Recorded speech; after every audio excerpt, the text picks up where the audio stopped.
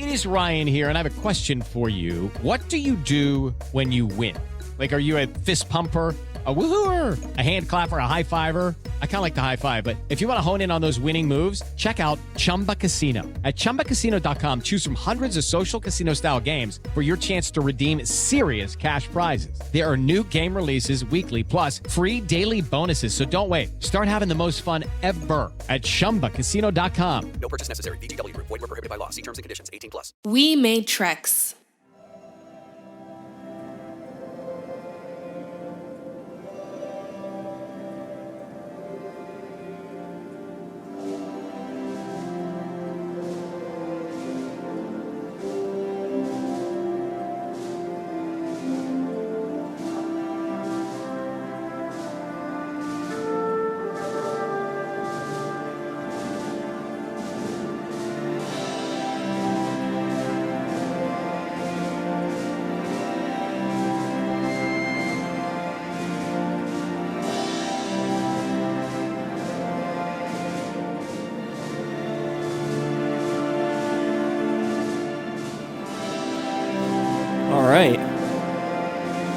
Welcome back, everybody, to We Are Starfleet, the companion podcast to Star Trek Discovery as part of the We Made Treks network. Man, I really love that theme music. I got to give a shout out to my friend Anthony Fiscaldo, who is the composer for the theme. He wrote and recorded an original piece in the vein of Star Trek. You know, I told him, like, hey, man, I'm doing this podcast and I need some original music for it.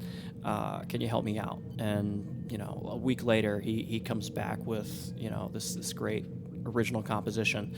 So I implore you to please check out the episode description and make sure you find his link at anthonyfiscaldo.com and check out his work. All right, so episode 2 of this podcast is going to pick up right where episode 1 left off. As you recall, we are recapping season 1 of Star Trek Discovery. There's a lot of ground to cover. There's a lot of story, and Discovery actually split their season 1 into 2 parts, chapter 1 and chapter 2. And this episode is going to focus primarily on chapter 2, which starts off with I don't want to give it away. Never mind. I'm not going to do that. You can just keep listening. So my guest is Sean McKee. We are going to jump right into the discussion, but before we do, just a quick reminder, you can follow us on Twitter, Instagram, at We Made Treks. If you want to follow me, your host, you can follow me on Twitter at Mike Slamer. That's MikeSlamer. That's 1 M, not 2. Lots of people make that mistake. It's all gravy, baby. Send me an email at wearestarfleetwmtr@gmail.com. I love to hear theories. I love to hear all the thoughts on, where season 3 might go. Is the Discovery going to get left behind and the crew is going to go back home? What about that episode of Short Trek's Calypso? Who was that guy Kraft? Did the ship gain sentience? There's so many plot threads that we could tug at, and that's part of the fun, right? That's what being in the fandom is all about. It opens up your imagination. It opens up your thought process, and it gives you a reason to keep watching. And, are you right? Are you wrong? Where did they take it? Thank you guys for tuning in. Let's get to it. Black alert. Black alert. Black alert. Black alert. So yeah, like they end up in the mirror universe, and we find, like, they find that out, and we find it out at the same time. Basically, well, we always assume, but with Star Trek, you can never really assume. Right. It's the go-to alternate universe outside the JJ verse. And well, if it's the Kelvin verse, that's one thing, but the mirror universe has historically always meant literally a mirror held up to the ideology of what we know. The polar opposite. Instead of the United Federation of Planets, you have the Terran Empire, which, has apparently all been a complete different history as opposed to how we went down. Right. And the titles and of the emperor and all this fun stuff. And it's pretty much been in one episode or another. Like, I was reading an interesting theory that in Voyager, the Doctor got sent to the Mirror Universe when he was trapped on that one. In their histories, like the USS Voyager and all this, there's a theory that I read that's actually he got sent to the Mirror Universe, which would have been an interesting play. Yeah, but because that whole crew dynamic was clearly Terran, not Federation, but it was also 900 years in the future. So yeah. So this episode, Despite Yourself, in order to learn where they are, they have to actually get one of the data cores from a Klingon ship that was destroyed. So they get the data core. There's some crazy PTSD sequence that Ash Tyler goes through, and he almost destroys it and killing himself in the process, which I thought was. Let's throw this POW suffering so much trauma right into a pivotal, critical mission. And you think you'd have purpose pilots to drive around in a worker bee on a ship that size? Yeah, I mean, shouldn't the chief tactical officer be on the bridge? Yeah. You'd think so. But, that's Star Trek, and I guess that holds true to the series, so there is that. And here, this is where Lorca's turn gets tricky. So they discover that they are in this mirror universe. They realize that they're the bad guys this time, and they now need to focus on surviving. And yeah, he is just really into it real quick. It's kind of surprising how quickly he just flips a switch, and they're able to get the uniforms and repaint the hull and do all this real quick. So they change their signature, I believe they do, so they can match the universe. And they do that super quick. It's surprisingly quick. You never, when other previous Star Trek incursions into the mirror universe happen, it takes them a long time to figure it out. Relatively, we know this is going to be a long arc, so you would have expected a lot longer discovery aspect. But it's we're here. This is what we look like. This is who we are. He knows Captain Killy. He knows that he's on the run and that Michael Burnham has disappeared and all this stuff. Yeah. So that whole aspect was real. It's just you watch it the first time, you're like, oh, okay. The second time, you're like, that's it. That's a spy. Yep. So Captain Killy is, of course, our universe's Cadet Sylvia Tilly. I want to talk about Tilly real quick. And this is something that I kind of took issue with in the second season. But first season, Sylvia Tilly is a phenomenal character. She's bubbly, she's warm, she's sweet, she's charismatic, she's awkward, she's innocent. She's innocent. That's a great phrase. And then here she becomes Captain Killy, and she has to turn this personality around like nothing else, because in this universe, Captain Tilly, she's the commander of the ISS Discovery, and she has a record of being a ruthless commander. So it's interesting to have this sweet, naive, innocent, cadet, brilliant, talented, smart, and then just turn around and have to play basically a murderous, rampaging psychopath. A genocidal psychopath. Nice. It's a complete 180 for her character to be. Yeah. I think it's interesting here also that we learn more about Lorca and how quick Lorca is to assimilate into this universe. I think by now, even when I was first watching, it was kind of not necessarily a giveaway, but it was kind of very clear that Lorca was originally from here. He's always been used to this, and this is where he belongs. So definitely great payoff from earlier episodes. The vagueness, the dark attitude, and the more vague leadership that Lorca would give now seems perfectly at home.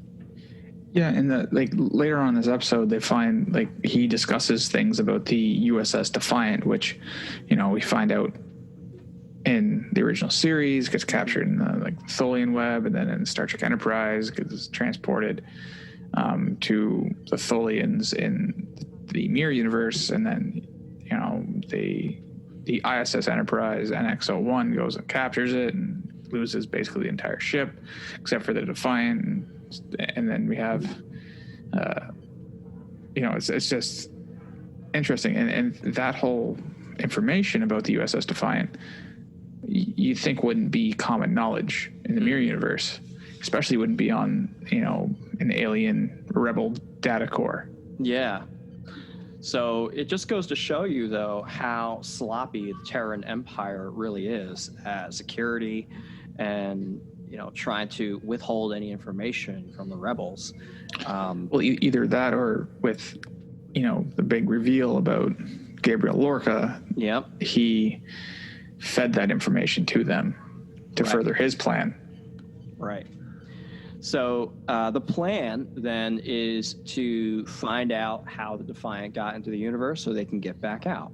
But in order to do that, they are going to have to infiltrate a Terran ship because only the Terran ships would have that specific knowledge set. So from here, they turn to Michael Burnham to take Lorca as a prisoner. And then the plot proceeds from there. And real quick, one thing that I really enjoyed about Discovery's Mirror Universe plot was that it helped establish the early timeline of the Terran Empire. Yeah, the ISS Shenzhou shows up. Yep. And she meets her Mirror crew. And she beams over, and she's a ruthless commander herself. The crew are loyal to her because she is feared. Yeah. And she has one of her friends who is the captain of the Shenzhou at this point. He doesn't want to relinquish his command. And one of her friends aboard the USS Shenzhou, who I believe she watched die during the Battle of the Binary Stars. Yes, he was the very unfortunate operations officer who was sucked out into space. Yes. Yeah. Yeah. So she got the traumatic experience of watching her friend get sucked into the vacuum. And now she's looking at him again, except this time in the command chair of the Shenzhou. Yeah. And, she is supposed to be in that chair. She needs to be in that chair. And he's not going to relinquish it because the rules of the Terran Empire is you kill your captain, you can take the ship. Yep. So, and she doesn't quite understand all of this yet, and he makes an attempt on her life. So she has to defend herself. And she succeeds. It happens right in the turbo lift on the Shenzhou, and she has to kill her friend, who's not really her friend at this point. But in order to maintain command, maintain that structure, maintain the overall facade, she has to do this. So she succeeds. Amazing fight choreographed sequence, by the way, inside the turbo lift. At one point, the lift drops and they both are suddenly in the zero-G environment facing off against each other. Phenomenal work. Yeah, and she caused the zero-G. She kicked the power unit or something and caused the lift to malfunction. But if you notice, she flipped over and landed on her hands, which gave her the advantage because he landed on his back. Yep. And then once, he was dead, the crew swore allegiance to her. Yep. It was it was real quick. Yeah. And for some reason, again, they bring Ash Tyler along because, why not? Why not? Yeah, this is when Tyler and Burnham really kind of developed their relationship. They're now Burnham is in command of the ISS Shenzhou, her mentor's ship back in the Prime universe, which is someplace that she never thought she would find herself again.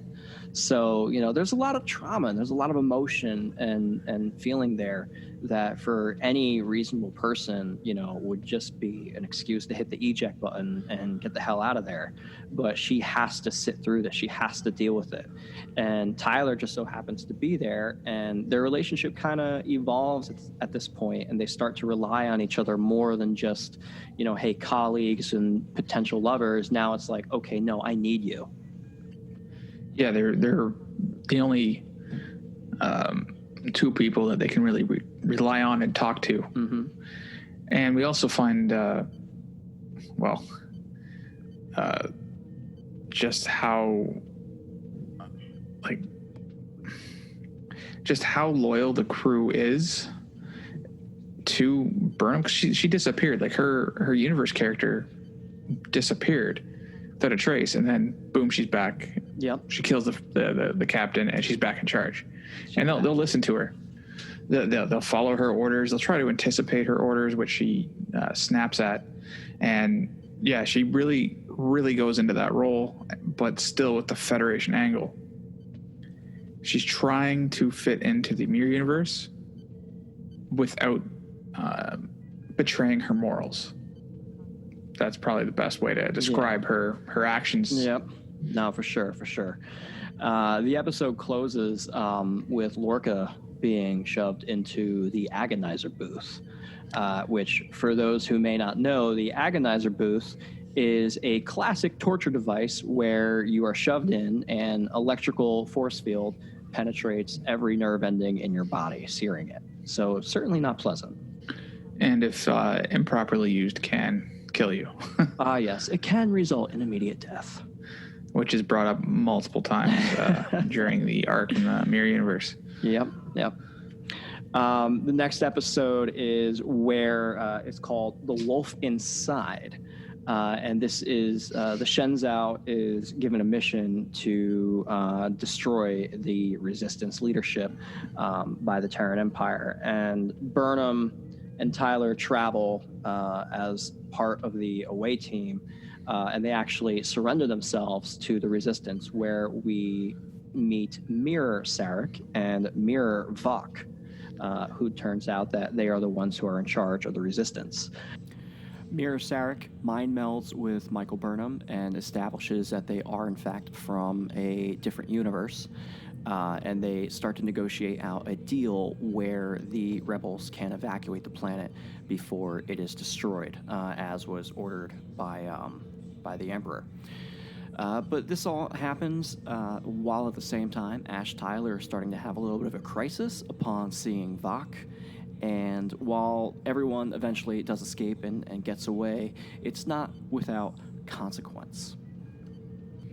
And here he kind of activates his, at this point we know he is, the characters don't, that he's a sleeper agent. He is Ash Vok. Tyler, yep. Yeah, Ash Tyler is Vok, the Prime Vok. Yep.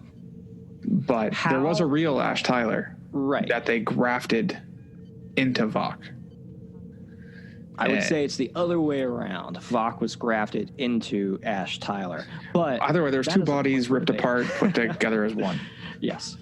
And here he's like, he sees himself. Mm-hmm. Like, and the talk of like Mir Vok basically just talking more on the lines of how the Federation is, and he's speaking English or Common or whatever language is called then in the future.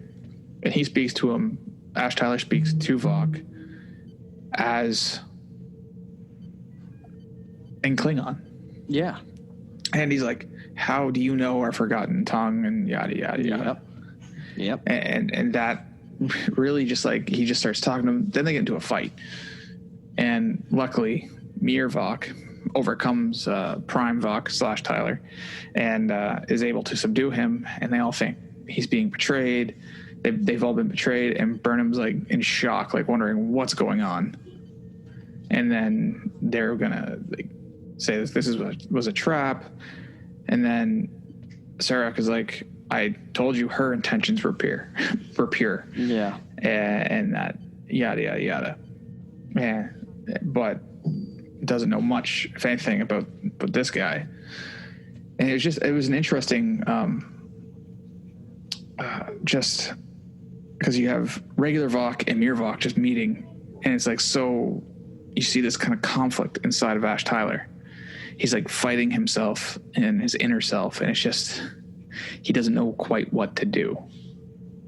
Yeah. Like his mind is breaking, and it keeps breaking and breaking. And it's just, it started off a couple, I believe the episode prior, or 2 episodes prior, where he goes and talks to Laurel, who is in the brig, and she tries to awaken Vok, but Vok doesn't come out. But that's when he starts to kind of like, who am I? Right. And this really affects him that way. And yeah, it's a really well done by the writers, exploring the PTSD that a lot of soldiers would have coming home from war. The shell shock theory, the identity crisis, I was this person here, but now I'm this person over here, and the duality that can exist. And of course, in the context of having a Klingon grafted into your psyche, and having these false, what you would think would be false memories implanted, these very critical and crucial, grotesque moments, on board, Klingon ships, fighting other warriors, all the bullying that occurs, the deaths, the killing that you've done. But, at the same time, it's like, it's not you, it's someone else. Yeah, and when they returned back to the ISS Shenzhou, like, Ash Tyler attacks Burnham, attempting to kill her. Right. But is stopped by Saru, who is basically Burnham's handmaid. Yeah. And also apparently a tasty snack later on, for later. But Ash Tyler's attempt on Burnham's life is stopped, and he is immediately executed. In terms of the Mirror Universe, the Terran Empire, he's beamed out into space. But luckily, Burnham was able to get information to the Discovery, and they beam him back aboard and place him under arrest. Yeah, which, as it turns out, is actually a little bit of a feint. It turns out that this is all kind of a setup, because Ash Tyler actually has the data chip that they needed to get the information on the Defiant and the Resistance and the rest of the Terran Empire. So he's got a lot of classified intel on him. And while he gets spaced, transported directly into space, the Discovery beams him out at the last second. Yeah, Burnham puts the chip on him right before he gets executed, which I thought was really nice. Nicely done, and a good way to get that information out of there without exposing yourself. Yes. It was kind of an element of, I think it was an opportunity that she had and couldn't give up. Right. It was definitely a smart move. And at the end of this episode, Saru is back aboard the Discovery, is able to get the data chip. And then on the Shenzhou, we find out that there is another ship coming in, firing on the Rebel base. Sorry, I don't know why my mind just went to Hoth for a moment. That's what it was. It was a Rebel base. It was, yeah. So there's another ship, and Burnham wants to know who gave the order, who did this. She's pissed off, and then it come to find out it's the Empress herself who had come to the world to destroy the base. And we find out that the Empress is actually Philippa Georgiou herself. Yeah, which is an interesting twist. But I like the fact that like they're photon torpedoes that get launched at the planet. And I like, because everyone's like, you always hear how powerful a photon torpedo is, but it like hits the shields of a ship and does nothing. And here the torpedoes hit the planet and cause basically they're like 50-ton nuclear devices going off in the planet. Yes. And I always thought a photon torpedo was supposed to be this all powerful weapon system, and it never lives up to its name. Like it never lives up to its reputation, rather. And here it visually does. And obviously it's probably a bit overpowered because it's the mirror universe. But like I always anticipate, like if you're going to do an aerial, like a bombardment from space, a photon torpedo is basically going to be the effect of a nuclear device. I like how it cracked the crust a little bit, and it just really messed up that planet. It's a nice visual effect. Yeah, they did a really good job expressing, the totality of war and damage that can be done, the destruction. Yeah. The following episode. It's time for today's Lucky Land horoscope with Victoria Cash. Life's gotten mundane, so shake up the daily routine and be adventurous with a trip to Lucky Land. You know what they say, your chance to win starts with a spin. So go to LuckyLandSlots.com to play over 100 social casino-style games for free for your chance to redeem some serious prizes. Get lucky today at LuckyLandSlots.com. Available to players in the U.S., excluding Washington and Michigan. No purchase necessary. VGW Group. Void where prohibited by law. 18+. Terms and conditions apply. Hello, it is Ryan, and we could all use an extra bright spot in our day, couldn't we? Just to make up for things like sitting in traffic, doing the dishes, counting your steps, all the mundane stuff. That is why I'm such a big fan of Chumba Casino. Chumba Casino has all your favorite social casino-style games that you can play for free anytime, anywhere with daily bonuses. That should brighten your day a little. Actually, a lot. So sign up now at ChumbaCasino.com. That's ChumbaCasino.com. No purchase necessary. VGW Group. Void where prohibited by law. See terms and conditions. 18+. Episode Vaulting Ambition. This is where we are introduced to Empress Philippa Georgiou in a more brutal fashion. I would say the titular scene that really sticks out in my mind is Burnham sitting with Empress Georgiou at the dinner table, and there is a feast in front of them. And it's just dish after dish. It's just the two of them sitting there. And it's a classic scene of opulence and luxury that only is afforded to the very high-ranking officials, right? And she picks up what looks like calamari, and she offers it to Michael. And, she's disgusted. And she goes, oh, Kelpians make such a tasty snack, don't they? And, of course, Saru being a Kelpian, and they're eating the ganglia, the threat ganglia that Saru would sometimes put down. And you could see the look of disgust on her face, like, oh my God, what am I doing? This is unbelievable. The sheer brutality of it all is overwhelming. And that scene really, I think it does a great job. And Michelle Yeoh performs as Empress Georgiou in extreme fashion. I loved it. She went from this kind, diplomatic Starfleet captain, and now she's back, except this time she's brutal, she's unapologetic, she is everything you would expect someone like that to be. She did a really good job, and it's it's the same character, just mirrored images of each other, but they seem like you can't even tell. Like it's like two separate actors took these parts and played with them, and like the way she did it, like the first one's like that is a classic Starfleet officer kind of deal, very nurturing, trying to help out the species. With the well issue, they're gonna die, so we're gonna give them water back, and was very like measured and stable. And then now you have her as the Empress, and she is not stable, though she is, but she's like emotionally a lot more rigid. She can enact extreme violence real quick, and it's just it's a different character altogether, but in essence the same character. They did again, Michelle Yeoh, really excellent job showing that duality. This episode has a lot of I would say it moves the plot forward very quickly.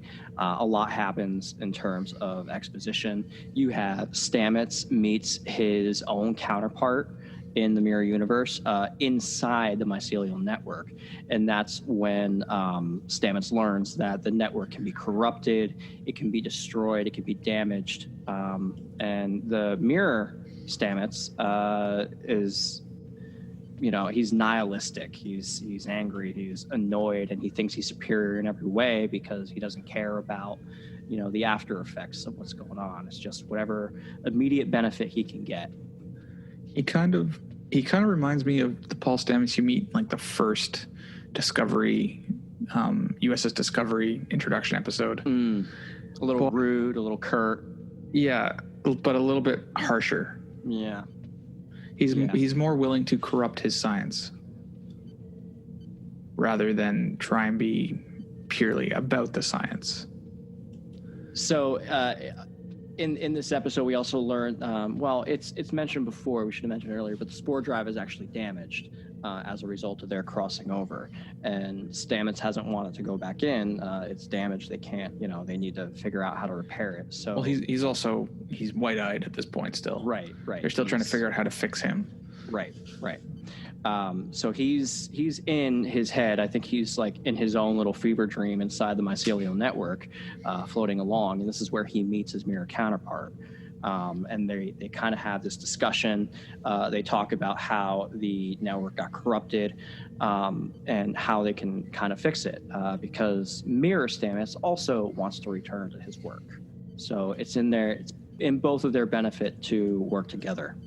And this brings us back to Empress Georgiou and Burnham, where Burnham actually reveals that, she is from a different universe and they are here for a very specific purpose and they want to get back to their own. So, please let us leave. We'll, just go back to doing your own thing.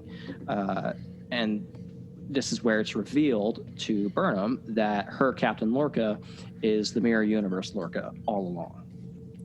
Yeah, I like that. Well, I like that whole scene after Burnham's like, I'm from the Federation and yada, yada, yada. Empress Georgiou kills everybody in that room. Yep.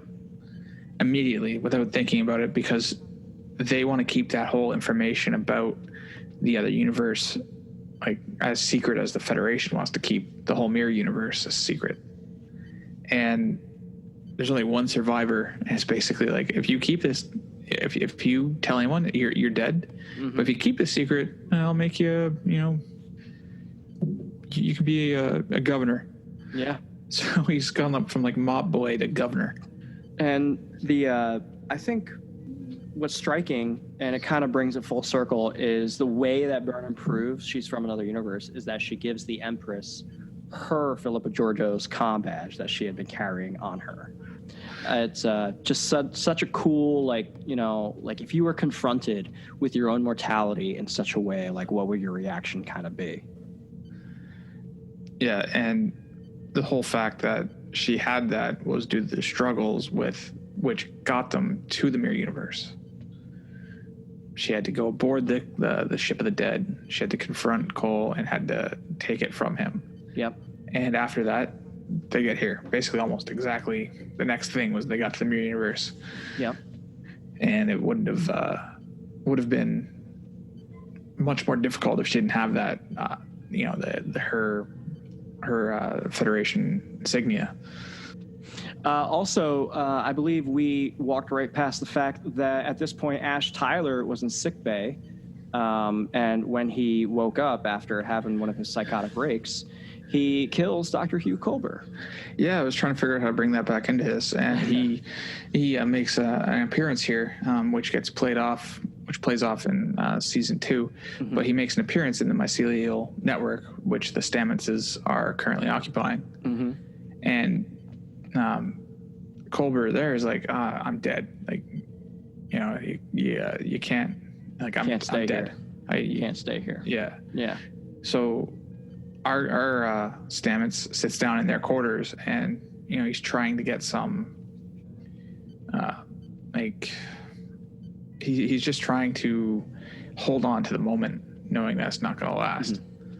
And he's trying to get some peace with and say goodbye to, well, kind of glossed over the whole ground-breaking aspect of those two characters as the first like real developed on-screen homosexual relationship in Star Trek. There was some other things, but in previous Star Treks, but nothing that was nothing like this. Nothing this developed or this involved, and this is the perceived end of their relationship. This perceived end of the Doctor, and Stamets doesn't want to let go of that moment, and he plays the music that he hates but he likes, and it's a really nice and touching scene that like those two actors play off each other really well. The dynamic between them I thought was really well done, and Discovery treated it like they would any other character. It just is. There's no, we don't have to go into detail and talk about every aspect of how they got together or, kind of put their relationship on a pedestal. It just is. And when we get into season 2, that pays off and it comes back and there's a very real consequence because, again, everything that happens in the series has a consequence. And it's really well done. Eventually, Stamets is able to find his way out of the network. He comes to. The help of Tilly. With the help of Tilly, yes. Tilly throughout, man. Like, she's so smart. She's always there. She's always helpful. She's almost what you want, Will Wheaton's character to have been. Yeah. She is definitely the crusher of the Discovery. But better, a lot better. Oh, man. Yeah, I mean, first of all, she belongs there. It's not just like she happened to be tagging along with Mom. She's a fourth-year cadet who's trying to, and this is like her work placement. Yeah. So Paul Stamets wakes up on the Discovery. The mirror Paul Stamets wakes up on the Sharon. They bring Tilly to the spore room to try and get to get everything running again, but it turns out that it's not going to happen. They don't. I think the spore drive is still offline. The spore farm is dead. The spore and they only dead. have a limited number of spores left in the containers, so they have to find more spores. So coming around to the conclusion of this episode, Lorca is actually, so he's still in the agony booth, and then there's like this little plot line where Lorca's crew has been captured and they've been being held and tortured all this time. Commander Landry comes back and she plays the psychotic version of her original tactical officer self. She was killed by the Ripper. To be fair, I can't really tell the difference between the two characters. Yeah, that's a good point. I almost wonder, like, if they had just, not made it a mirror universe thing, like how that would have played out. Yeah. With her character.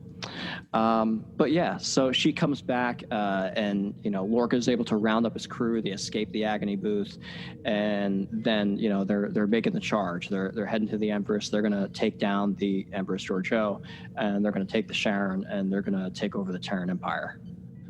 Yeah, and I believe at the end of the episode, Burnham calls the Discovery to come to the Sharon. Yes. And they kind of like set a trap. Like they I don't know how they do it. I can't remember, but I believe like they're able to set a trap. Like the Saru knows what Michael wants them to do almost. Right. And when Georgiou reveals that Lorca is in fact Mirror Universe Lorca, Burnham realizes that she has been a pawn in Lorca's game this whole time. That her being brought on board the Discovery wasn't just a pure happenstance. It was designed by Lorca. He knew that the relationship that his mirror. Hello, it is Ryan, and I was on a flight the other day playing one of my favorite social spin slot games on ChumbaCasino.com. I looked over at the person sitting next to me, and you know what they were doing? They were also playing Chumba Casino. Coincidence? I think not. Everybody's loving having fun with it. Chumba Casino is home to hundreds of casino-style games that you can play for free anytime, anywhere, even at 30,000 feet. So sign up now at ChumbaCasino.com to claim your free welcome bonus. That's ChumbaCasino.com and live the Chumba life. No purchase necessary. VGW Group. Void were prohibited by law. See terms and conditions. 18+. With Lucky Land Slots, you can get lucky just about anywhere. Dearly beloved, we are gathered here today to... Has anyone seen the bride and groom? Sorry, we're here. We were getting lucky in the limo and we lost track of time. No, Lucky Land Casino, with cash prizes that add up quicker than a guest registry. In that case, I pronounce you lucky. Play for free at LuckyLandSlots.com. Daily bonuses are waiting. No purchase necessary. Void where prohibited by law. 18+. Terms and conditions apply. See website for details. Universe Burnham had with the Empress Georgiou would come into play. Yeah, it's like everything he orchestrated from probably even having Tilly on board to certain members of the crew. We're all like cogs in the machine to get him to where he is at this point. Yep.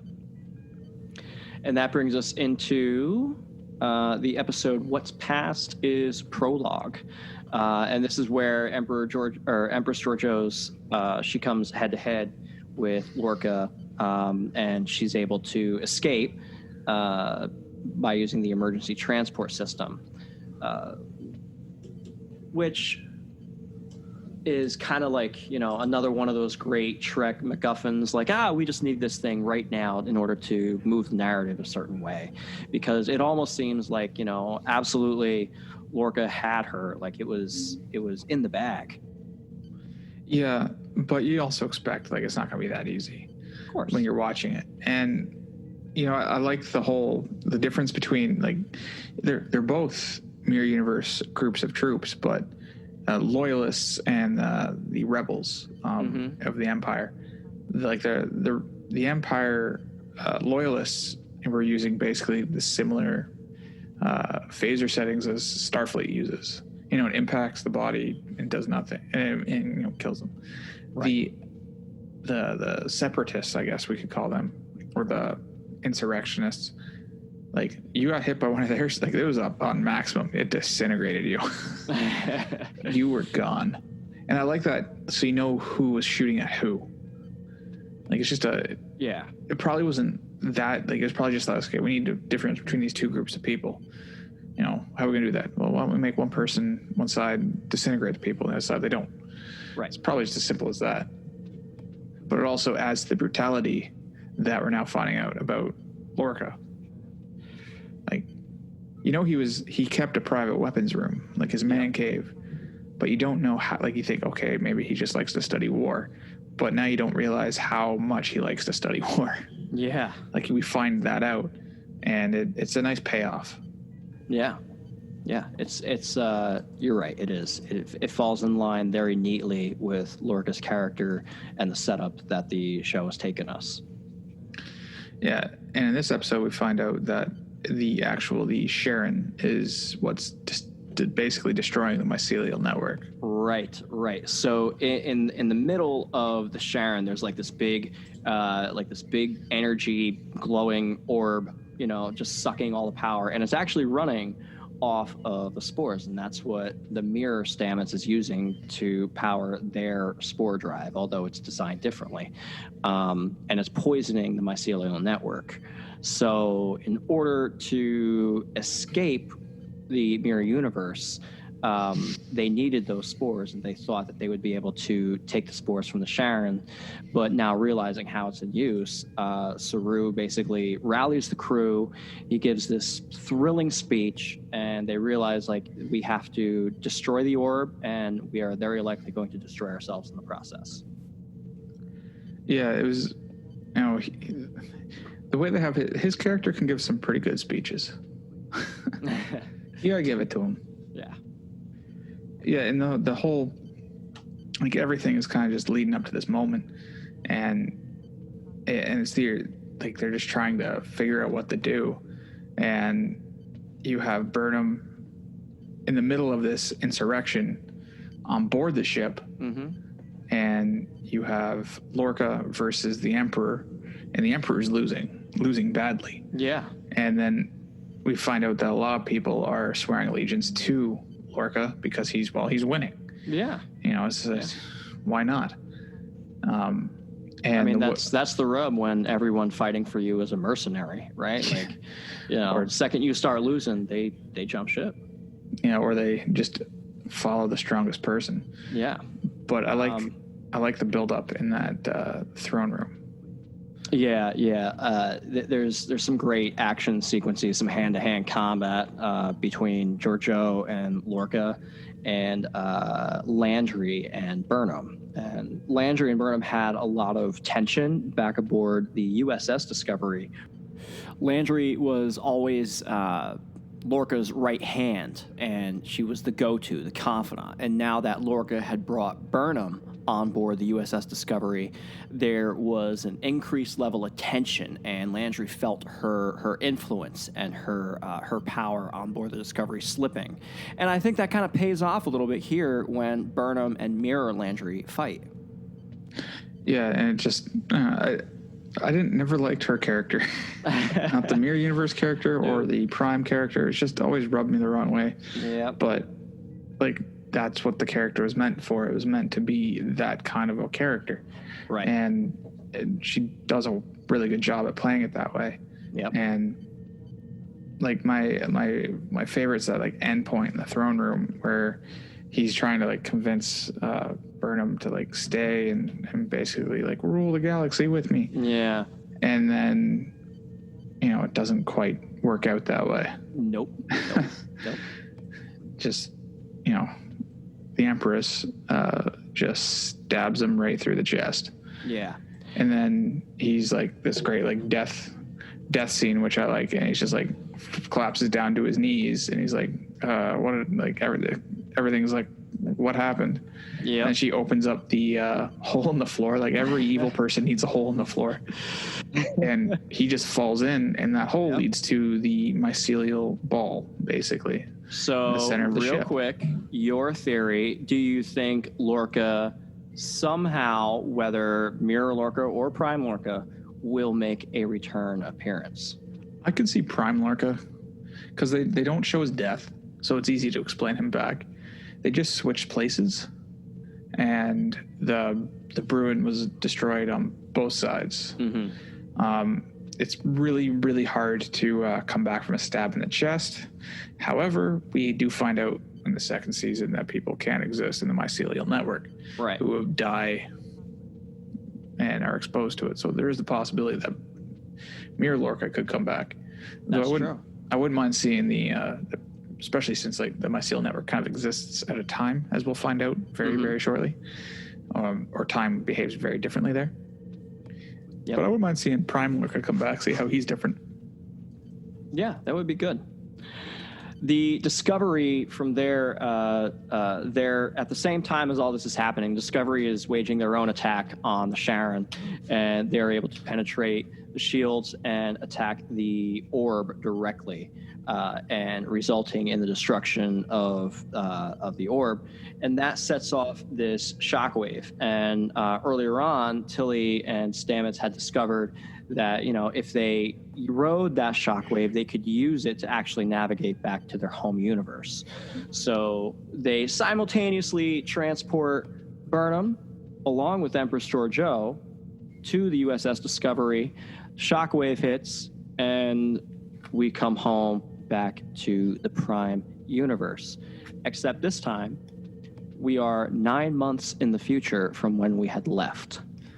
Yes, but 9 months did not pass. 9 months in did not the crew pass. of the Discovery. It was like a week or something. Right. So to them, they're coming into, you know, their home universe, expecting things to be as they left it a week ago, but. And the war, they come into it where the war is not going in their favor, and the Federation is losing badly. Badly.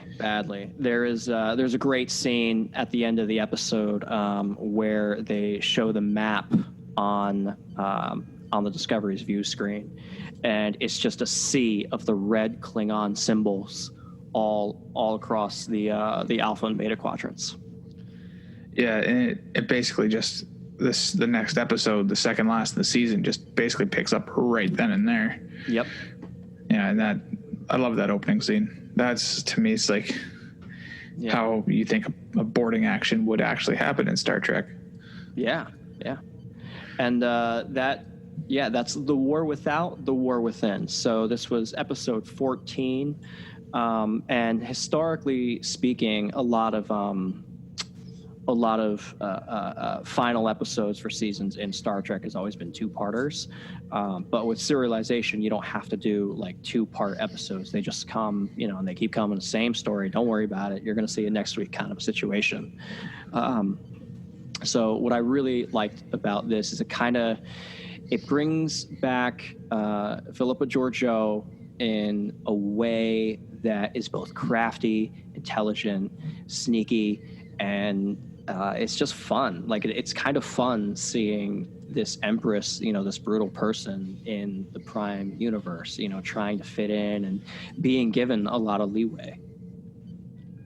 Yeah, and I like that at the start of the episode, like they're back in the Prime universe, and like there's a Federation starship coming in, and then they don't answer the hails. Mm-hmm. Their shields are up, and they basically, it's like, we're being boarded.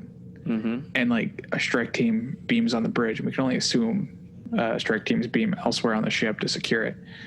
And they secure the bridge because I have a feeling that the Klingons have used other infiltration deep cover agents, because that's the only way that you could, like, after the strike team secures the bridge, you have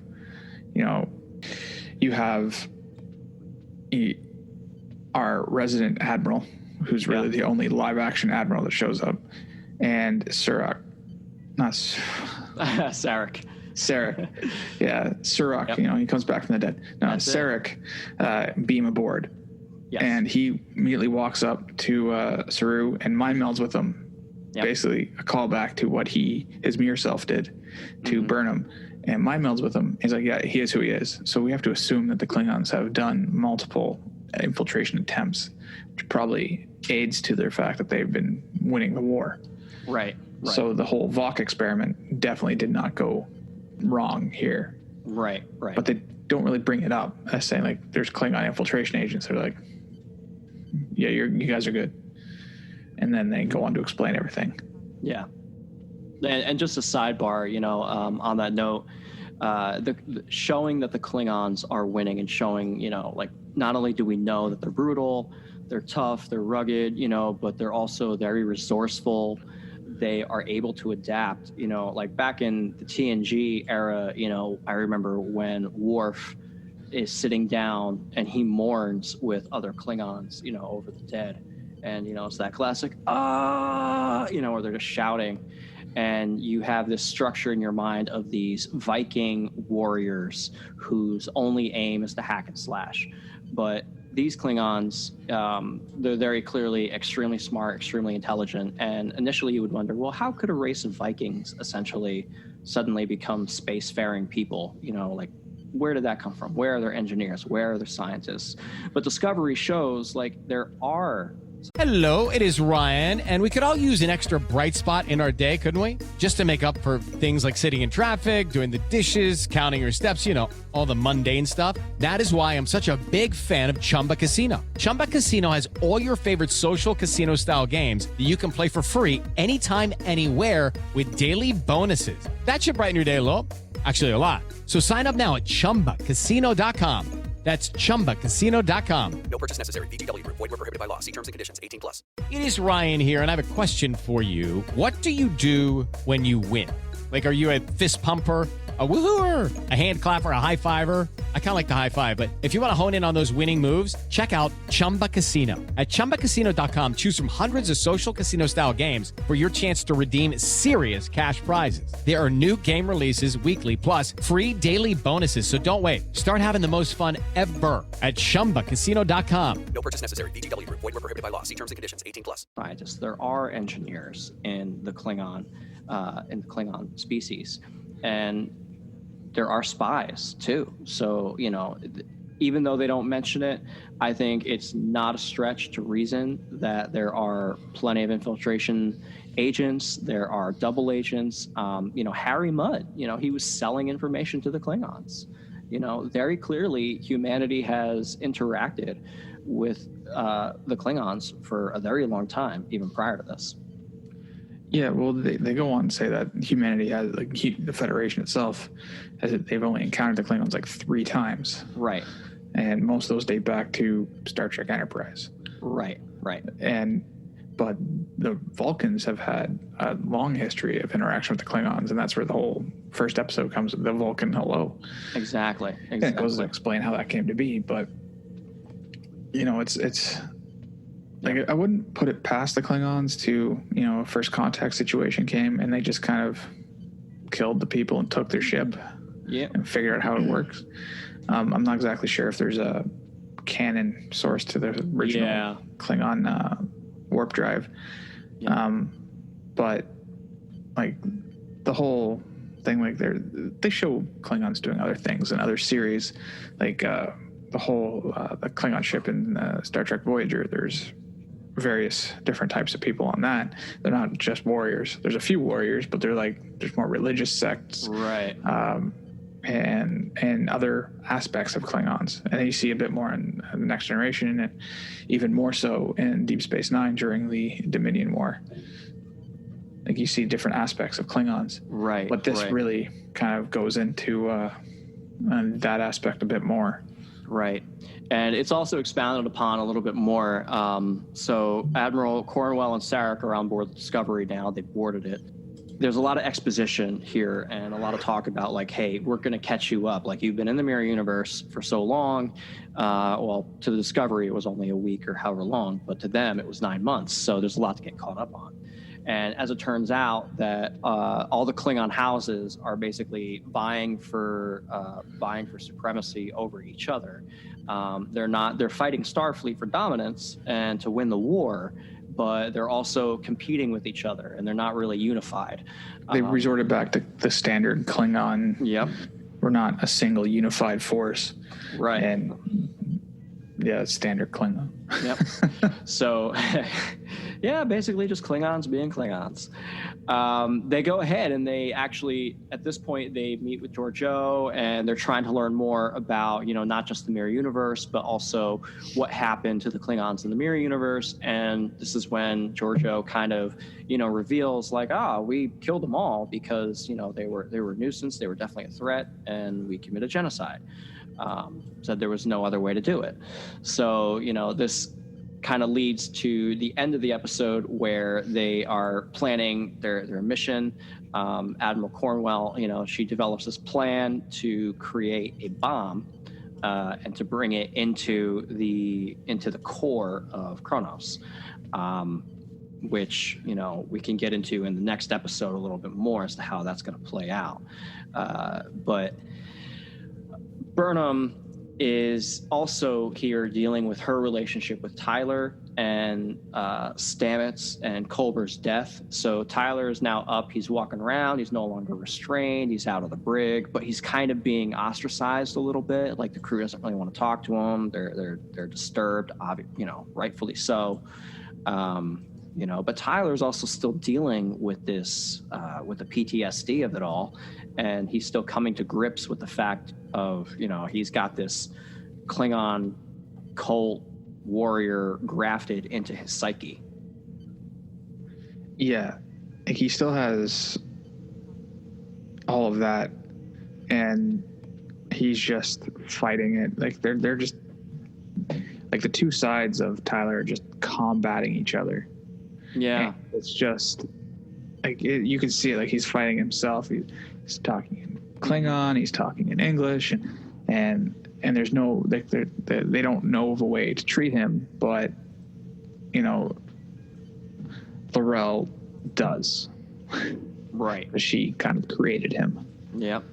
And every time L'Rell's in the room, it's like there's another psychotic break, and that's where Vok is trying to come out. Yeah, and so I like the way that they deal with it is before he's released, before he's fixed, they beam him into the cell with L'Rell after he basically tried to rip his skin off. Mm-hmm. And she sees it, and he's like, I'm the only one who can stop this. I'm the only one who can help him. Mm-hmm. And so they allow it, and she determines that Vok is no longer there. He's not in here anymore. He's remnants of him, but his consciousness is not there. Ash Tyler is the dominant consciousness here. Right. So she decides to reinforce that part of him and get rid of as much of Vok as possible, which we find out is a lot of it, but there's still the core memories of what a Klingon is and Klingon language and all that fun stuff that's left over. Right. So as the episode comes to the close, they have to grow more spores in order to power the spore drive, in order to jump to Kronos and to the center of the planet. There's a lot of great character moments I thought through here. Burnham has some quiet moments with Tilly. She has some quiet moments with Sarek. And it really, I think the crew kind of feels in general like this is it for them. This is they've been through so much together. They're going to end the war, or they're all going to die tremendously. So there's a lot of good moments in this episode, I felt, between Burnham, the Mirror, Georgiou, Sarek, Tilly, Stamets. Even with Ash Tyler, there's a very poignant moment where they share, and she clearly cannot forgive him for everything, but she understands a little bit more now. Yeah, and it's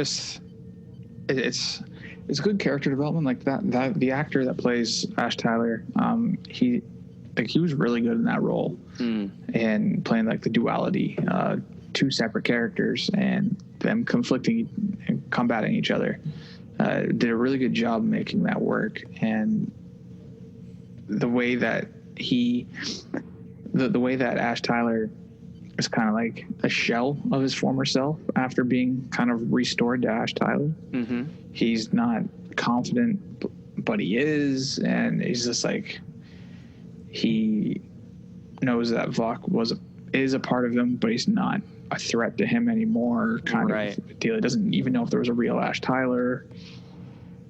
All those things. It's that develops his character going into season 2 and in this final episode that we're going into. Right. And interestingly enough, Admiral Cornwell, in order to kick off this final mission, actually delivers command of the Discovery to Empress Philippa Georgiou, having her pose as the captain who was killed so unceremoniously at the Battle of Binary Stars. And there's a great moment. It's one of those blink and you miss it moments where the look on Burnham's face is one of just utter disbelief. Yeah, it's quite interesting, and you see on how do you pronounce his name? The con officer, Detmer. Yeah, she looks like she's smiling because she thought hey, my captain's back, because she was on board the Shenzhou. Yep. And she was happy, and you see Saru and you see and Burnham, they're looking at each other oh, what is happening? Yeah, it's important to know when Burnham and Georgiou had beamed to the Discovery, they were in the transporter room, and Saru immediately classified who was there, like everything going on, and Empress Georgia was immediately sequestered. So none of the crew had any idea that the Empress Georgia was on board the Discovery at this time. So when she walks onto the bridge in a Starfleet captain's uniform, looking all the part, it's definitely a moment. Yeah, the transporter operator, when he was told that it's classified, it's punishable by charge of treason. So it's pretty serious. Yep. I also want to give a quick shout out to Anthony Rapp as Paul Stamets. There's a little, I took note of this when Ash Tyler runs into Stamets in the corridor. He tries to apologize, and they just have this wonderful exchange. And Paul Stamets, basically tells Tyler, he's like, you killed a good man. I loved him, and Tyler is clearly stricken by it. He's clearly upset. And Stamets, he's able to not necessarily give him comfort, but, he gives him an opportunity to get over his own trauma of that. And it's a really mature, really well done moment in the series. Yeah, I don't think his character would have been able to do that if he didn't have the closure from within the mycelial network. Yeah, because he was able to say goodbye, even though he was already dead. He was able to say goodbye, and that would have definitely helped him bring closure to that whole moment, making that interaction much easier and less confrontational, even though it was, touch confrontational for Stamets.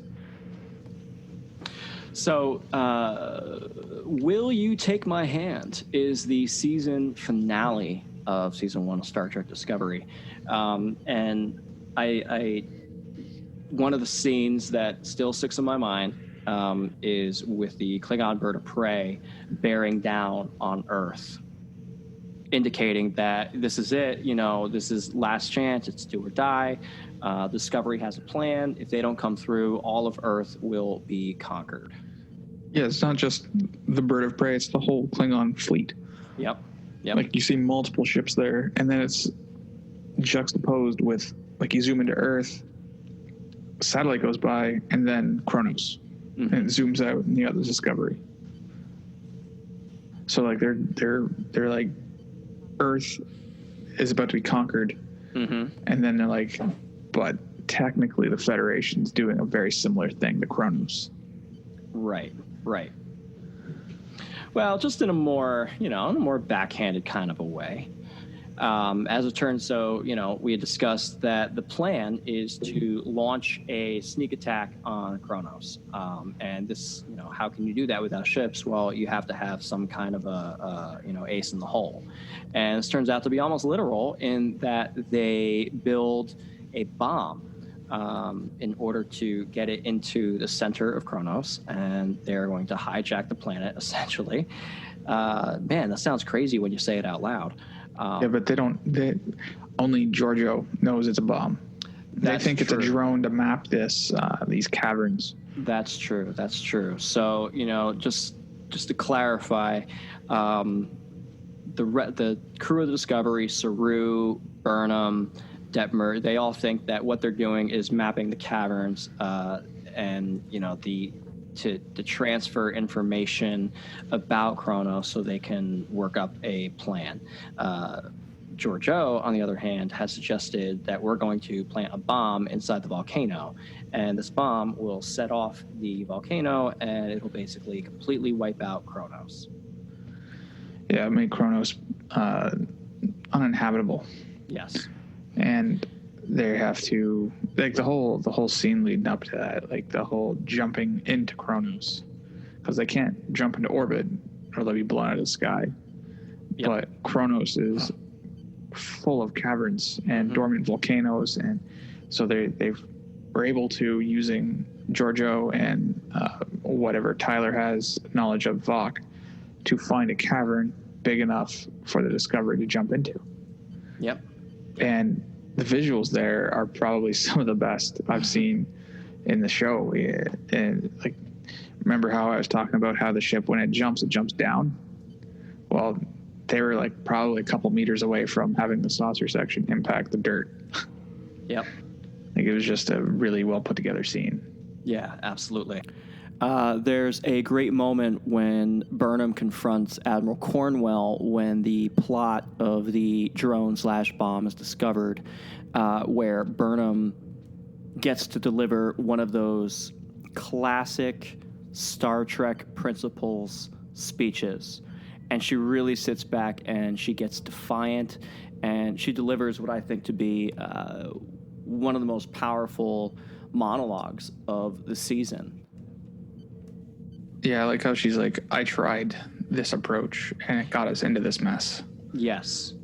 It's a good parallel, and it brings you full circle to where she committed mutiny in order to save the Shenzhou, save everybody, and, not start a war, which had the exact opposite effect. And now she's trying to, now there's a plan to end the war, and she's trying to put that to a stop. And she actually threatens to mutiny again. And the entire crew of the Discovery rallies around her, realizing what's going on. And that's when they realize they have to come up with an alternative. Yeah, and I like their alternative. Hijack the bomb. Yep. Yeah. So there's some great scenes in here, and it kind of gives a little bit more background. Traditionally in Trek, when we visited, either Ferenginar or Vulcan or Kronos, we only saw like the offices. We saw, the citadels, and we saw, the where all the capitals are and the high houses and whatnot. Here we go down planet side on Kronos to essentially a black market. And we see some ins and outs. We see some Orion slave traders. We see some creatures and some Easter eggs from different episodes. Yeah, I like how they're in the Orion sector of Kronos. Yeah. So, like the Orions are right next to the Klingons, and so it makes sense that there'd be an Orion presence on the Klingon homeworld, if nothing else than for black market trading. Yep. And that aspect that they're dealing with Orions originally. They go to basically a strip club run by Orions with Orions in it. Yep. And that's where Georgiou decides to split everyone up. And Tilly stays with Georgiou, and Burnham and Ash Tyler go their way. They're trying to figure out how to get into or find a temple of Molar, the person that Kahless overthrew many centuries or thousands of years ago.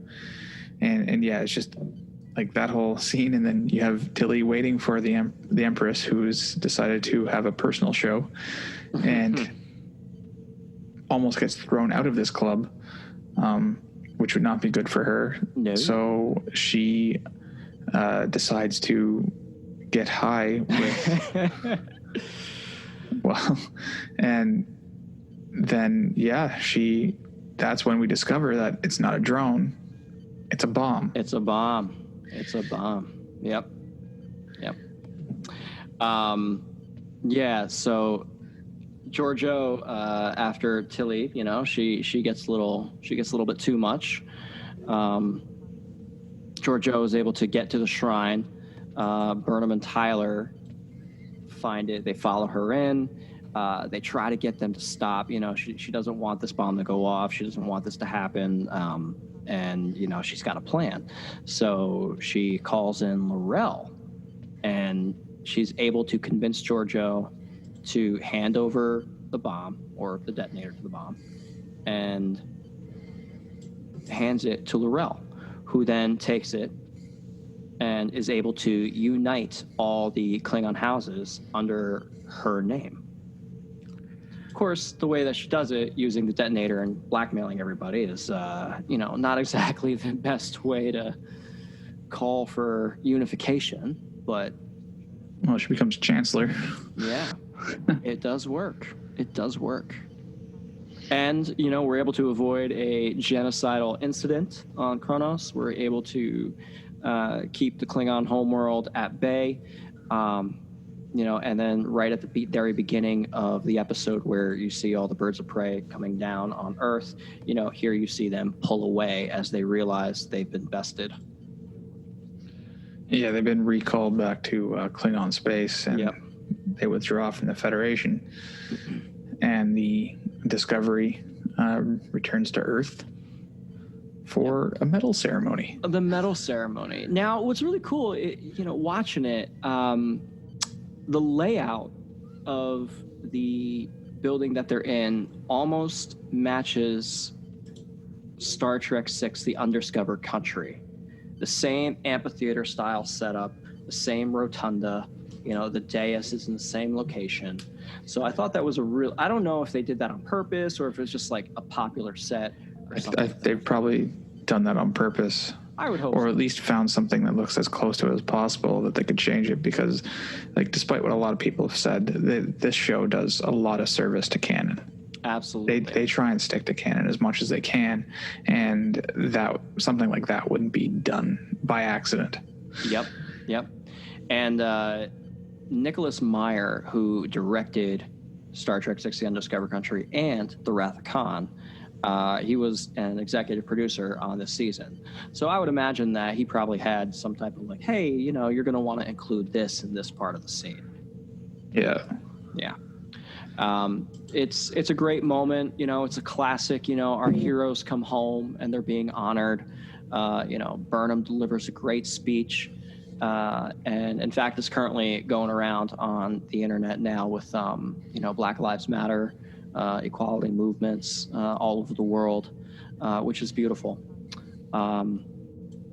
Sarek is there. Amanda Grayson is there, Sarek's wife, human wife, Spock's mother. Curiously, Spock is not there. Shouldn't be that curious. We know where he should be. We know.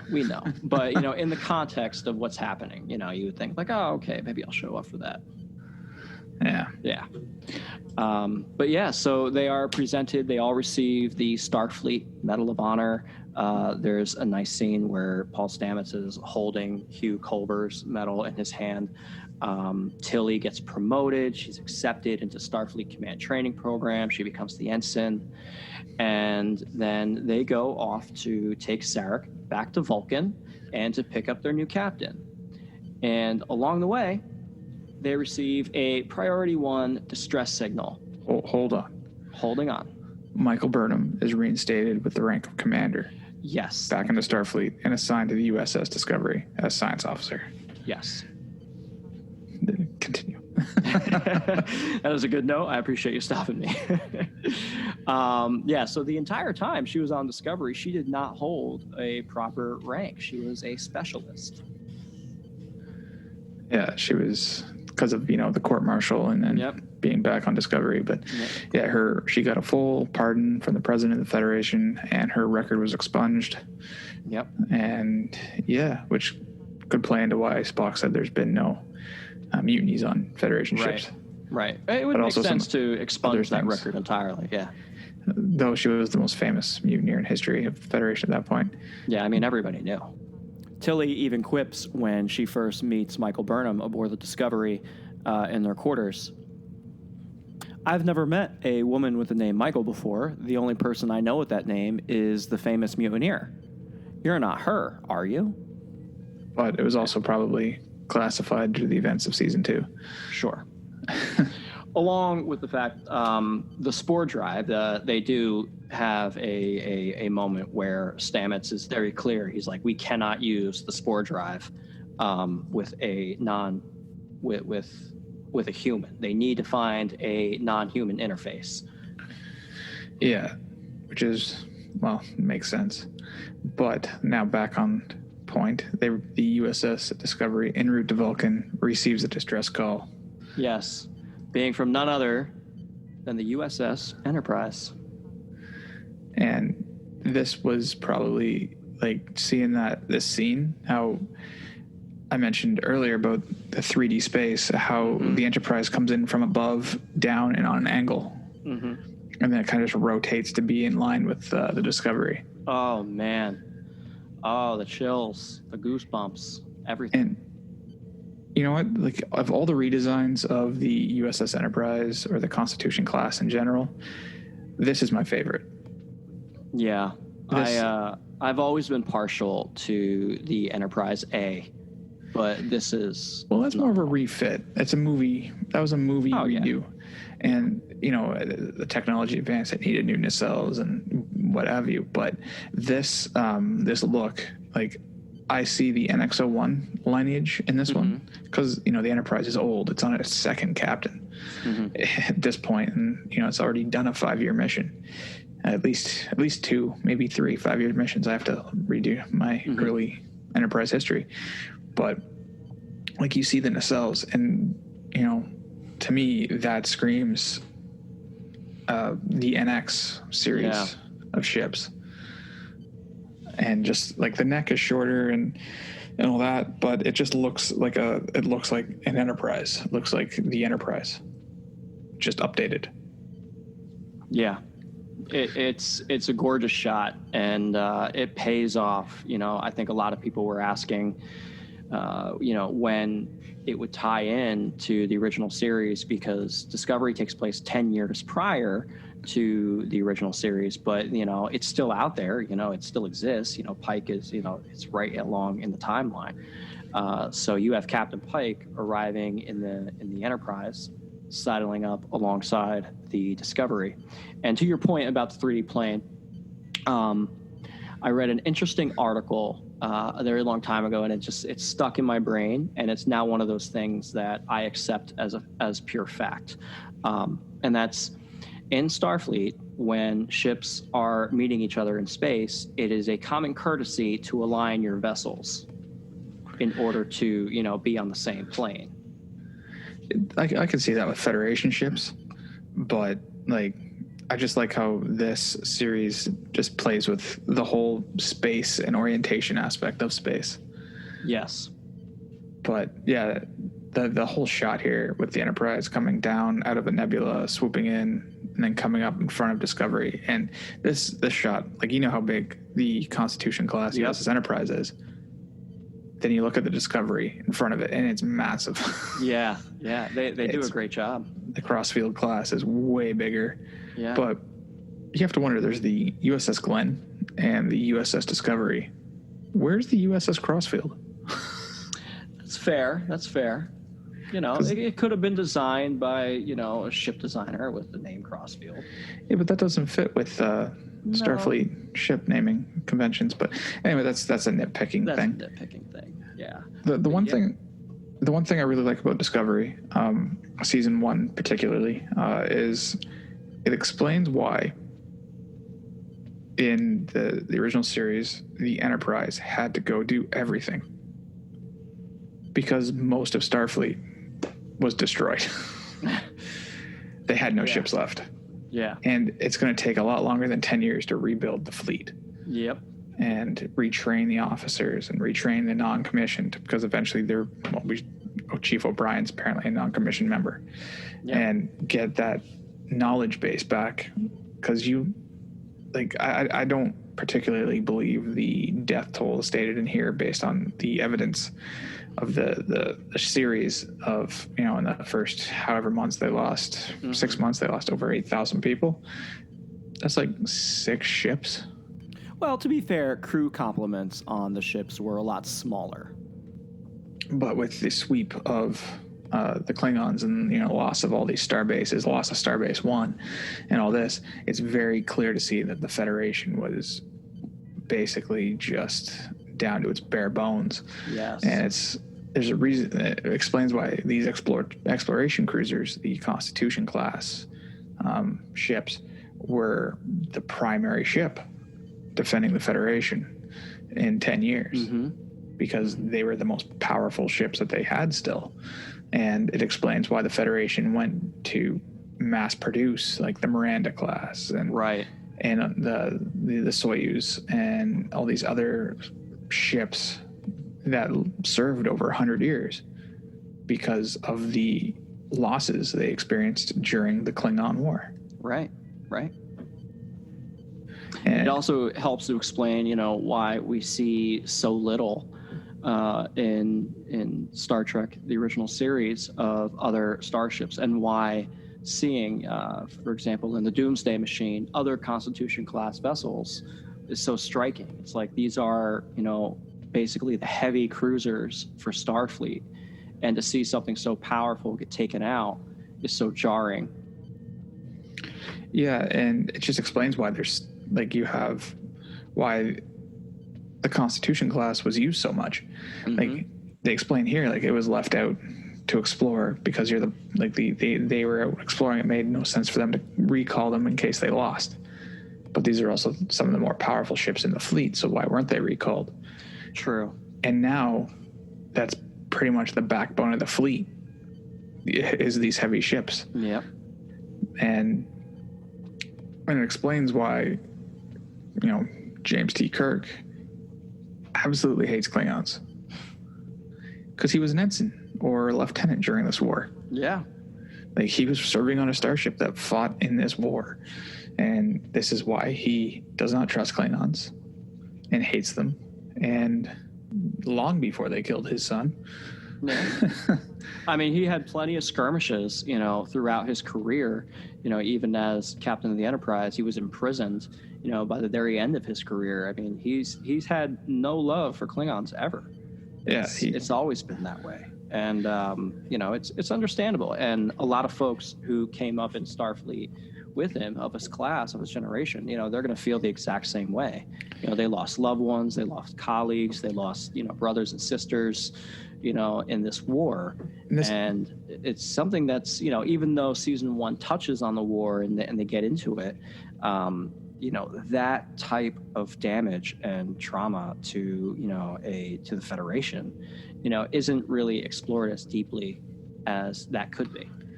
Well, it really sets up undiscovered country in a whole new light, because you have these admirals and these Klingon leaders conspiring together, and these Vulcans conspiring together to prevent an alliance between the Federation and the Klingons, because they can't work together. They feel they would have been junior officers during this conflict. Yes.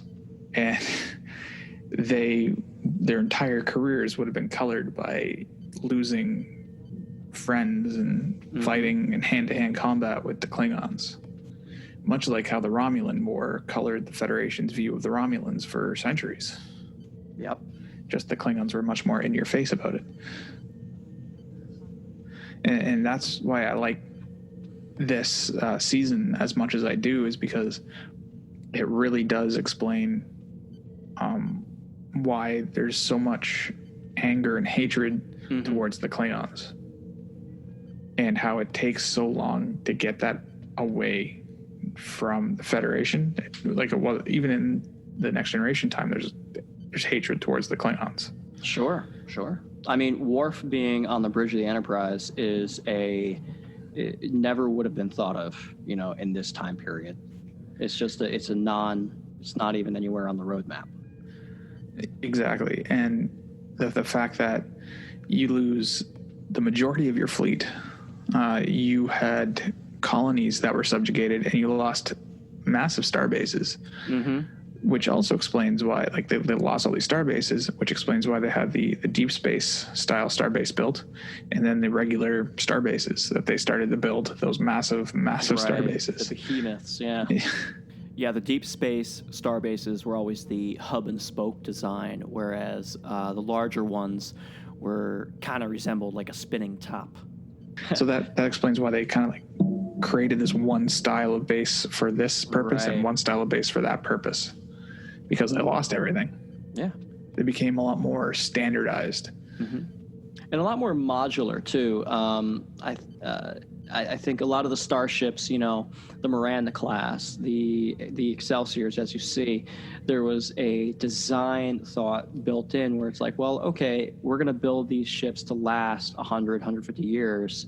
We need to make sure that they're also modular, so that when they come in for repairs and refits, we have the parts ready to go. It's not just, and that might explain, not for Voyager, but For a lot of episodes, the Next Generation or DS9, like the ship might take some damage, but boom, within a week they have, a new section of the hull already built. Yeah, it shows that, well, in Star Trek Nemesis, you had the Enterprise-E's whole front section just get shorn right off due to the collision with the scimitar. Mm-hmm. And it's, it's back in dry dock, and they're just taking things off and putting things on and fixing it back up. So and you got the Constitution class, and it is not modular at all. You basically have to rebuild the damn thing from the ground up when they do the refit, and then they retire them shortly thereafter, and they serve for, they had a decent service life, about 60 years. But you look at the Miranda class, they started off with the Constitution classes with this similar style nacelles, and then they got refit, and then refit, and refit, and refit, and they fought in the Dominion War. On that note, I think Discovery showed us quite a bit in terms of starship design and detail, and we already discussed there's quite a few callbacks to some of the old, like the NX-01 design. How the Akira class kind of came in, the Shenzhou. Do we know what class of ship that is? Yeah, it's a Walker class. Okay. According to Memory Alpha. Ah, yes. And that looks like a proto Akira, but it also kind of looks like a larger Miranda. Yeah, it's got some sleeker lines. Yeah. It's kind of like what the Miranda would look like if they updated the design and bigger. Yep. But you can definitely see that the starship lineage is there, and that the producers of Discovery really took their time to study the starship designs of the era and to kind of make them work in terms of the timeline. And not to take anything away from what was done, but the original USS Enterprise, with the big domes and big, lighted windows and whatnot, just screaming, "Hit me here, hit me here." It's a very 60s design. Yeah. But it's classic and it's gorgeous, even to this day. I mean, the original model, it's still, it has its appeal. I think someone did like a breakdown of the Galaxy class, where the decks are and where 10 forward is. And in many of the forward shots on screen, it doesn't line up with what schematics say. So, you can tell that the creators of Discovery, the visual effects team, they took care to make sure that their ship designs not only made sense, but placements of where things were in terms of schematics also made sense. Yeah, it's a nice touch. Yeah. It's nice to see that the artists care as much as the writers and the actors. Yeah, I mean, you could feel the love pouring off of the show. So with that said, interestingly enough, when I was looking through some notes in preparation for the pod, I noticed that critical reviews on Rotten Tomatoes has season 1 at 83%, but the audience score is 53%. And I gotta ask, what's your take on the divide here? Star Trek fans hating Star Trek fans? Oh my gosh, you don't say. You have people that, I guarantee you, most of those negative reviews are from people who have never seen the show because they don't like the look of it, because it doesn't look like the original series. If only everything could be made of cardboard and plastic buttons. And because you have that hardcore group of Star Trek fans who don't like change, don't like an update. They want it to look like it's the 1960s with the hard buttons and the weird thing coming out of the communicator's ear.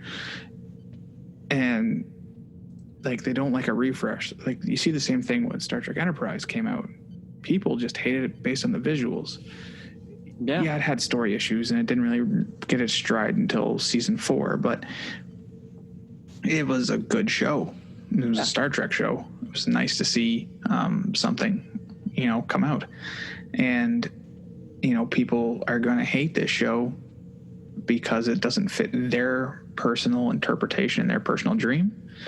And like I've seen it on Reddit, I've seen it on YouTube, and people are just like, why does this look like this? And then, whatever. Yeah. You go to season 2, you see the inside of the USS Enterprise. It is probably the most homage giving set of anything I've ever seen. It looks like they just took the 1960s set and revamped it. Yeah. Modernized it, changed a few things, like the way the hulls work, but the hulls look like they're from the Enterprise. Yeah. The bridge looks like the bridge of the Enterprise. And they've just updated the aesthetic, updated the technology to fit the time period that we're working with. And yeah, it's just the whole thing about people giving it negative reviews is just, Star Trek fans hating on Star Trek. And that was a lot of the same criticisms with Star Trek the Motion Picture. And, I think it just goes to show you what you can do when you have studio backing, when you have proper budget, when you have the money to make it look good. To all my Trek fans out there, please, I implore you, let's leave the 60s in the 1960s and let's get with the times.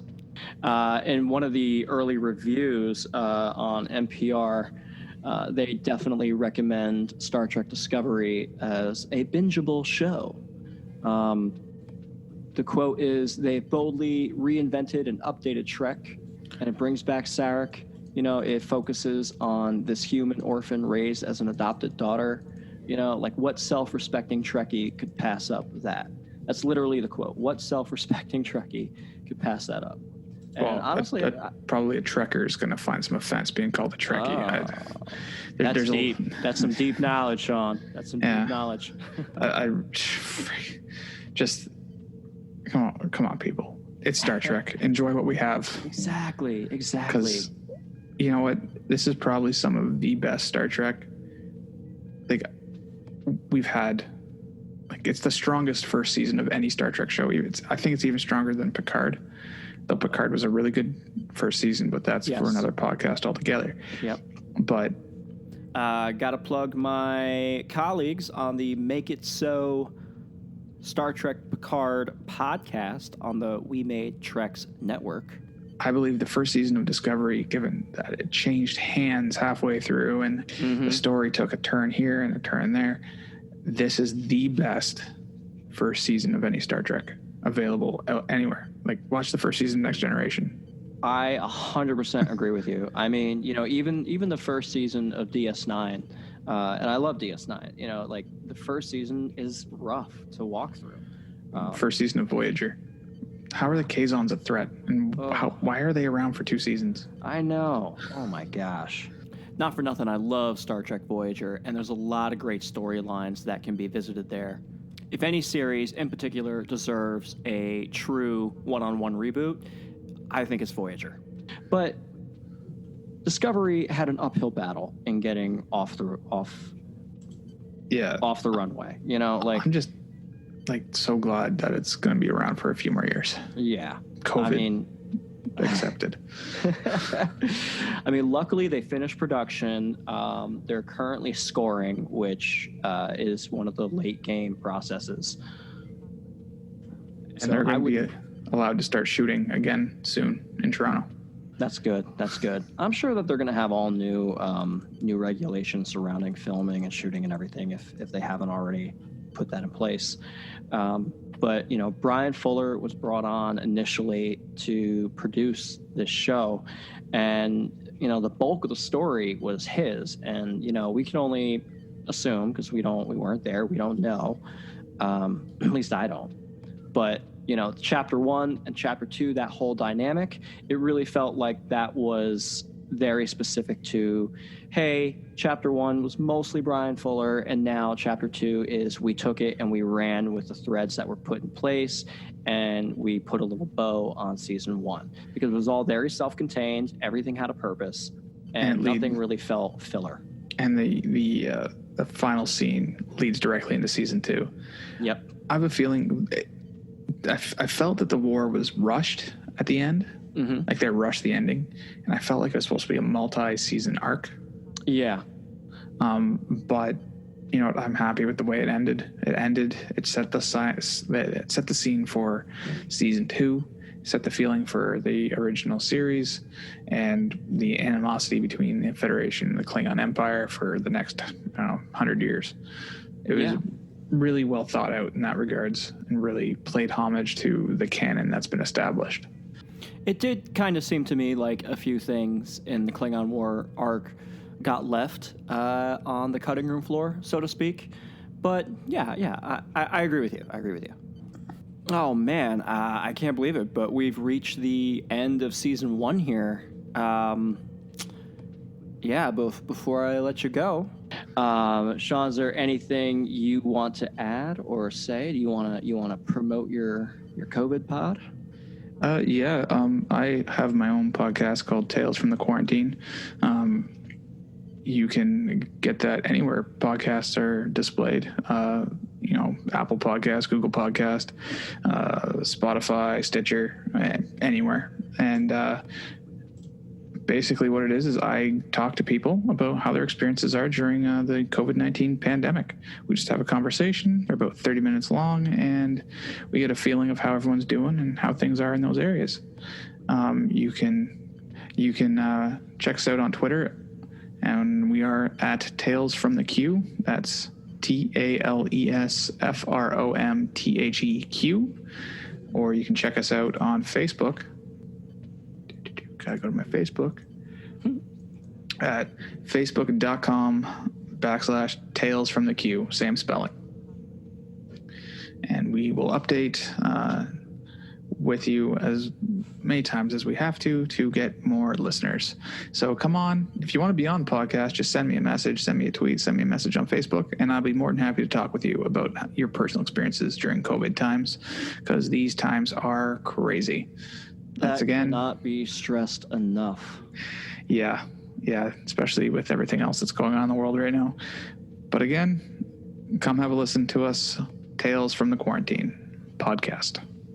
Tales from the Quarantine. Sean, thank you so much for going through season 1 with me. I really appreciate the chat. Can't wait to do this again, man. Yeah, it was long. I don't think my wife's very happy with me right now. It's like, it's just gonna be an hour. Sorry about that. That's no problem. 3 hours later. I missed a couple calls. I got a mad wife too. Well, you have yourself a good night. And, all right, you too, sir. It was fun hashing this out. Right on. All right, guys, that caps off season 1 of Star Trek Discovery. Really, really big stuff. Overall impressions, thoughts. I definitely felt that Star Trek Discovery is probably one of the best Trek series to air, especially with its first season. It brought a lot of energy. It brought a lot of compassion. The entire production team, as Sean and I were saying, like, you could just feel the love from the cast and the crew going into these characters and bringing them into the 21st century in such a way that it still feels relatable, it's grounded, it's realistic.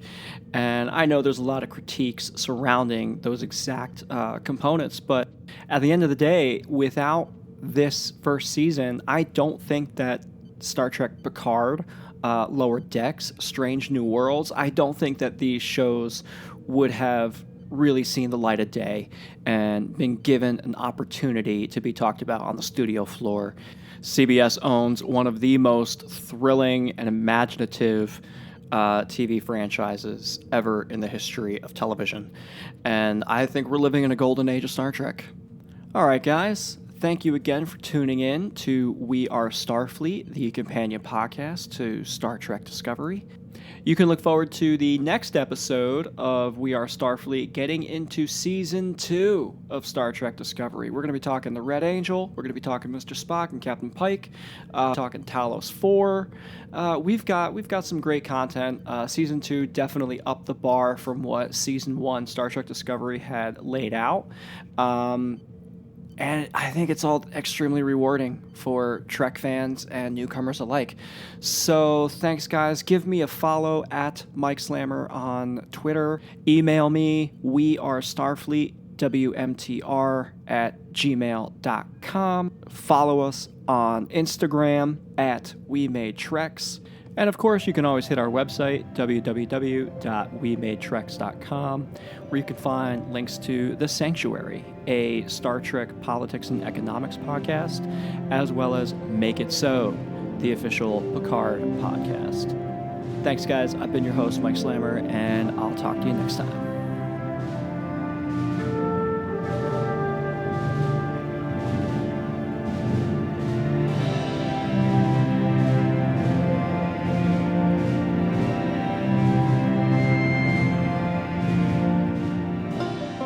Elsewhere on We Made Treks. Make It So, a Star Trek Picard podcast. I don't believe it. I just don't believe it at all. I think it doesn't ring true. So I feel like Soji was a character who was really geared by the plot far more than she was by her as a character, which maybe is the point. I don't know what you think. You stole my thunder because I was going to wait till you finished that question and went. And this is what my response was going to be. I'm a Starge.